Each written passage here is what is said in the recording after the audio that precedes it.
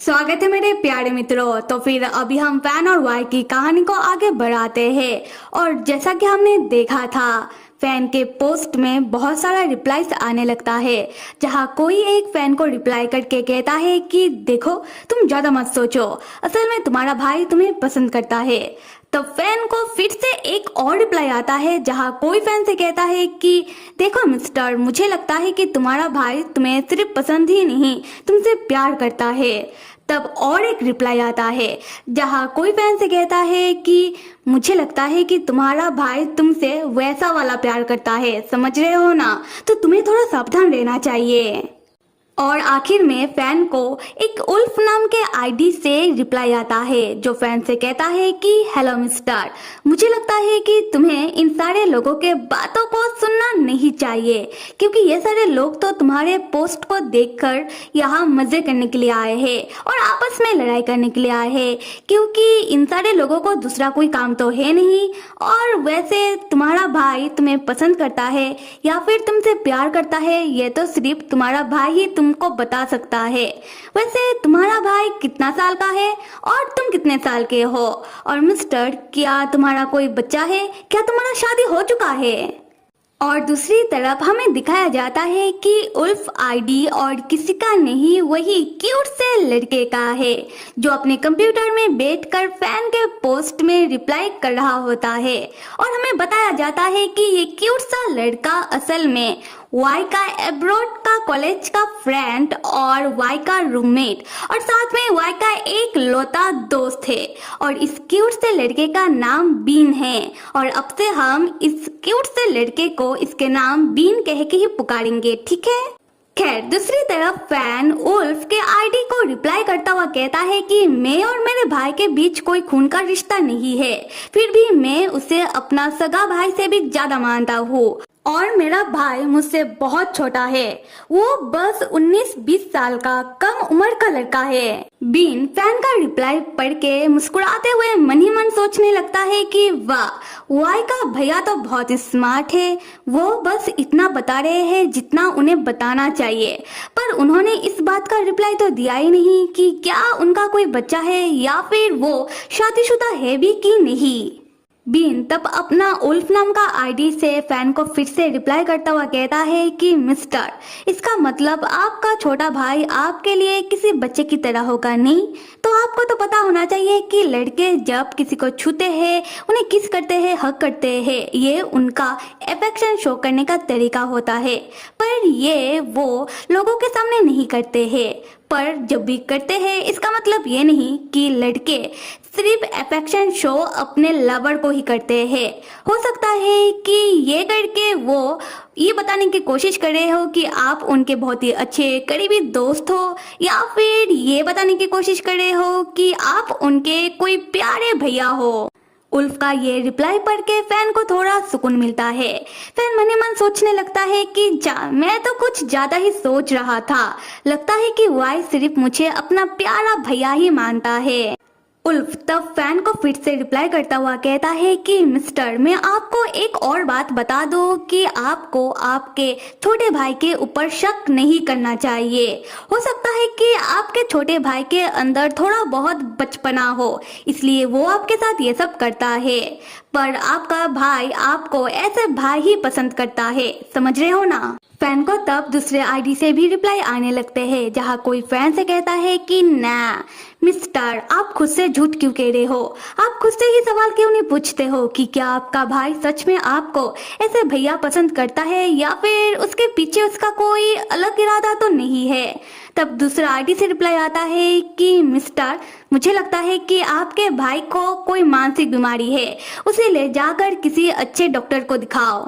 और इन रिप्लाईज को पढ़कर फैन सोच में पड़ जाता है कि फैन को किसका बात मानना चाहिए और किसका नहीं।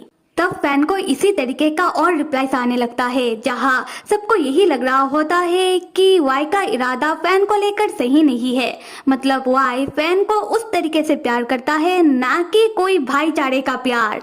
और फैन इन सारी रिप्लाईज को पढ़ता उससे पहले हम देखते हैं कि बीन अपने कंप्यूटर में कुछ करता है, जिससे फैन के पोस्ट से वाई के खिलाफ जितने भी रिप्लाईज आ रहे थे वो सारे के सारे रिप्लाईज खुद ब खुद हट जाते हैं और वो लोग फैन को और रिप्लाईज नहीं कर पाते। खैर, वाई के खिलाफ फैन के पोस्ट में जितने भी रिप्लाईज आ रहे थे बीन उन सारी रिप्लाईज को बंद करवा देता है।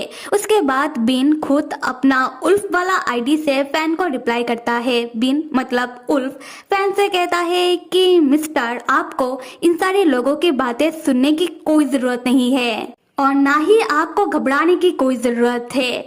देखो, दो आदमियों के बीच उस तरीके का किस कैसे हो सकता है, नहीं? और मेरी बात मानो तो आपको आपके छोटे भाई के इरादों के ऊपर शक बिल्कुल नहीं करना चाहिए और ना ही इन सारी फालतू बातों को लेकर कोई भी सोच रखना चाहिए। उल्फ का रिप्लाई पढ़ के फैन मन ही मन सोचने लगता है कि ये उल्फ कह तो सही रहा है, दो आदमियों के बीच वो सब नहीं, ऐसा कैसे हो सकता है। और बात तो सही है कि वाई के अंदर बहुत सारा बचपना है और वाई जैसा लड़का लड़कों में इंटरेस्ट कैसे रख सकता है। अगले सीन में हम देखते हैं कि वाई बीन को कॉल करता है। बीन वाई से कहता है कि अपने भैया का पोस्ट देखा, मैंने उन्हें रिप्लाई करके बहुत अच्छी तरीके से समझा दिया है और तेरे खिलाफ जितने भी आईडी से रिप्लाईज आ रहे थे मैंने वो सारे रिप्लाईज बंद करवा दिए हैं। अब तो तू खुश है? वाई कहता है कि ठीक है, मैं समझ गया, तो अगली बार मैं तुम्हें एक महंगे रेस्टोरेंट में खाना खिलाने के लिए लेकर जाऊंगा। ये सुनकर बीन कहता है कि हाँ, जैसे कि तू मुझे अक्सर महंगे रेस्टोरेंट में खाना खिलाने के लिए लेकर जाता है। सुन बे, तू बस कहता है पर तू मुझे लेकर कभी नहीं जाता। तो यही अच्छा रहेगा कि जैसे मैं आज तेरा मदद कर रहा हूँ तो भी किसी दिन मेरा मदद कर देना।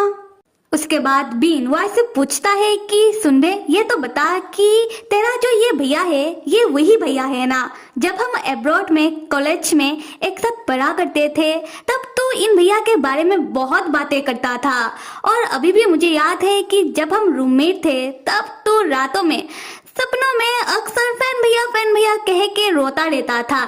ये तेरा वही भैया है ना? तब वाई कहता है कि बीन, तुम्हें गलतफहमी हो रहा है। बीन कहता है कि अच्छा जी, गलतफहमी? अगर तुझे लगता है कि ये मेरा गलतफहमी है तो गलतफहमी ही सही। उसके बाद बीन वाई से कहता है कि देख, मैं तेरा एक लौता दोस्त हूँ, इसलिए मैं तेरा हर एक काम में मदद करता रहता हूँ और लोग जो भी सोचे मुझे पता है कि तू दिल से बहुत ही अच्छा है, इसलिए मैं भी दिल से चाहता हूँ कि तू जिसे प्यार करता है तो उसे हासिल कर ले। तब वाई कहता है कि थैंक्स। फिर बीन वाई से पूछता है कि वाई, एक बात तो बता, तूने भी तो अपने किसी आईडी से अपने भैया को फॉलो करके रखा है, तो तू खुद अपने भैया के पोस्ट में कमेंट क्यों नहीं करता? तो मुझसे अपने भैया के पोस्ट में कमेंट क्यों करवाता है? तब वाई कहता है कि मैं मेरे उस आईडी से कमेंट नहीं कर सकता। अगर मैंने अपने उस आईडी से कमेंट कर दिया तब अगर फैन भैया और लोगों ने मेरे आईडी को देख लिया तो लोग क्या सोचेंगे? तब बीन पूछता है कि तूने कौन से आईडी से अपने भैया को फॉलो करके रखा है? तेरे आईडी का नाम तो बता। तब वाई शर्माने लगता है। बीन कहता है कि शर्माना बंद कर, पहले नाम बता। तब वाई शर्माते हुए कहता है कि मेरा आईडी का नाम है आई लव माई ब्रदर। ये सुनकर तो बीन को झटका लगता है। बीन वाई से कहता है कि वाई, ये कैसा नाम हुआ? अगर किसी ने तेरा इस वाला आईडी देख लिया तो लोग तो सच में तेरे बारे में कुछ भी सोचने लगेंगे।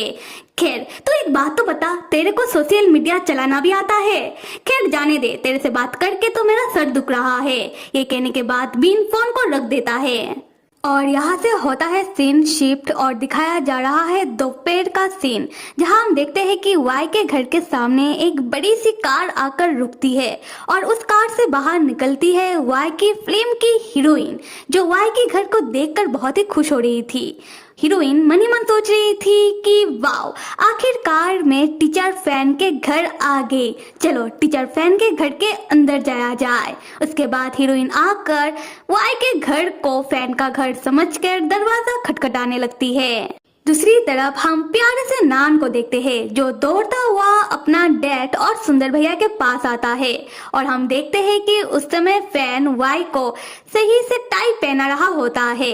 खैर, नान तब कहने लगता है कि डैड डैड और सुंदर भैया, बाहर एक सुंदर सी लड़की आई हुई है जो डैड आपको बुला रही है। हीरोइन दरवाजा खटखटाते हुए फैन को बुलाने लगती है कि टीचर फैन जल्दी से दरवाजा खोलिए, आज हम आपको आज शाम के हमारे फिल्म इवेंट में आपको ले जाने के लिए आए हैं। फैन तब दरवाजा खटखटाने की आवाज सुन लेता है।